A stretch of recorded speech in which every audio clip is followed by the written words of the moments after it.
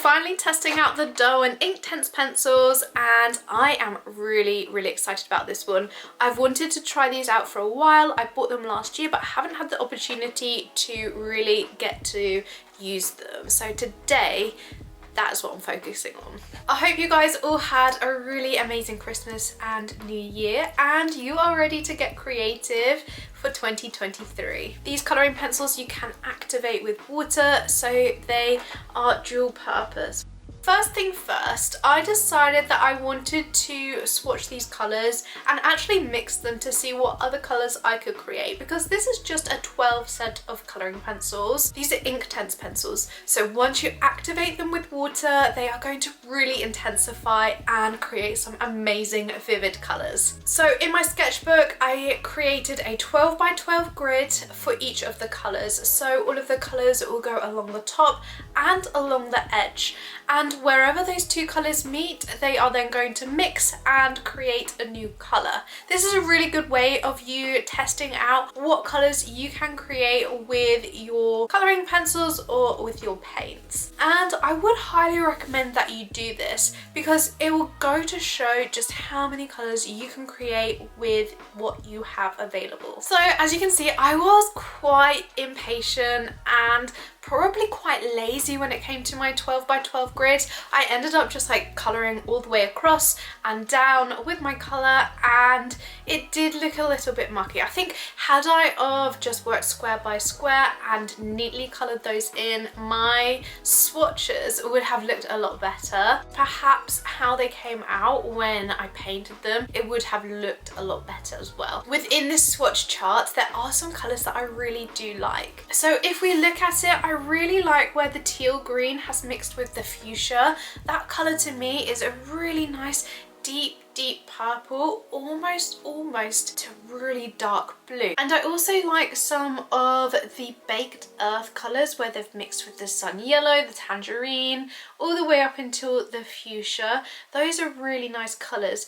It then does become slightly muddy when we get to the bark and the black. Some of those colours are a little bit muddy, and also when we start mixing the greens and the reds together, because sometimes those colours can become quite sort of brown and a little bit muddy when we're mixing those two colours together. But overall, there are some really nice colours in this that I wasn't quite expecting to get. But overall, I'm quite happy with some of the colours that I have created. I know I was quite lazy with my chart. I didn't have a lot of time and I tried to get it done as quickly as possible. However, I am pleased with some of the colours that I have created, and it got me thinking that I wanted to create a scarab beetle. So I'm going to sketch one out. I've gone onto Google, found myself a reference, and I am going to create a scarab beetle with these pencils. Because once you add water to them, they become so vibrant. The scarab beetles have got those really shiny shells, and I just thought it would lend itself really well to these colouring pencils. So to get started, I decided to go with the sort of head section first and then work my way down the body.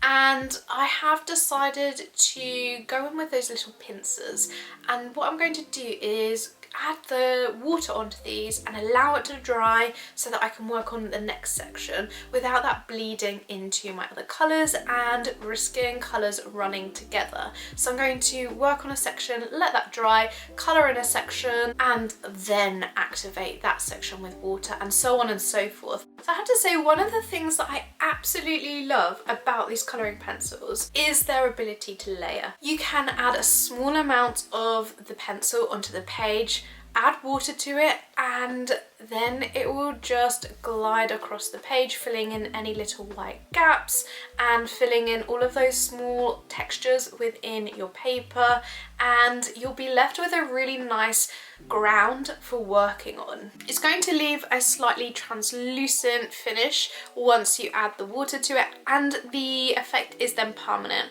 Once you activate it with water, you're not going to be able to lift that off of the page. Each of the colouring pencils within this 12 set are light fast, however their light fast rating does differ from one another. So some of them are highly light fast and some of them are sort of around that mid light fast range, dependent on the pigments that they have used within the colouring pencils. So I've decided to change tactics a little bit when it comes to colouring in the body of the scarab beetle, because the sort of upper body part, when I tried to blend all of those colours together, it didn't quite work out how I had envisioned. So I've decided for the lower part of the body to add colouring pencils in, activate with water to create the ink effect, and then layer up on top, because you can layer these colouring pencils once they are dried. So I have decided to try that out on the bottom part, because I think this is a really good aspect about these colouring pencils, that you can rework over and add additional layers once the artwork is dried. So once I got started with that technique, I found it to be really useful, and I didn't then look back, because it wasn't giving me those muddy finishes like the upper part of the body. I can add in extra details without worrying about it becoming muddy or just unrecognizable and just like molding into one thing without much definition. I should also mention that if you want to get yourself a set of these colouring pencils by Derwent, then head over to the link in my description box, because if you use that link and you've not purchased from Jackson's before, 10% discount will be automatically applied at the checkout for you, which will help you save a little bit more money. And I will also earn a very small commission, so if you do purchase through my link, thank you so much.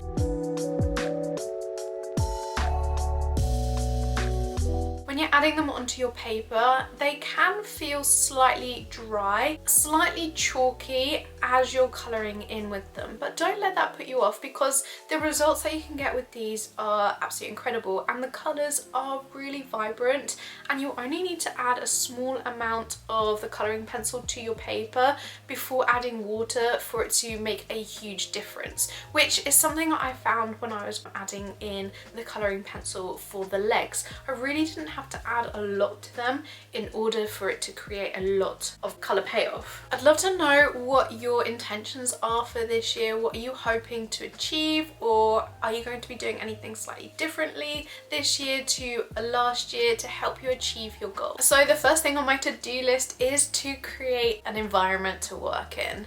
My studio space at the moment is absolutely awful. It's so messy in here, so I need to get this tidied up. Let me know in the comments if you are interested in seeing my studio at the minute, how it looks and how I can transform it back into a place where I will feel happy working. These colouring pencils really do catch you off guard because they are so vibrant. They are water soluble. Remember, once you add that water to them, then they become the most vibrant colouring pencils you can ever imagine.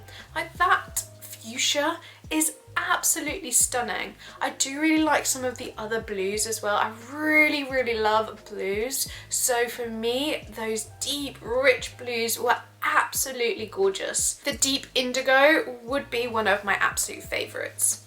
I think that deep indigo with the fuchsia, they look brilliant. They take a little bit of getting used to, because you're having to think about colouring pencils, but also a watercolour or ink, because you've got two different styles of mediums here. You're having to think in both mediums to create your piece of artwork. So it does take a little bit of getting used to, but I have found the results to be absolutely fantastic. I love my scarab beetle. It's very vibrant. There are aspects that are not perfect, but I really love this little guy. These colouring pencils are definitely ones that I would recommend for you to experiment with. I had so much fun with them, and I'm looking forward to using them a little bit more in the future.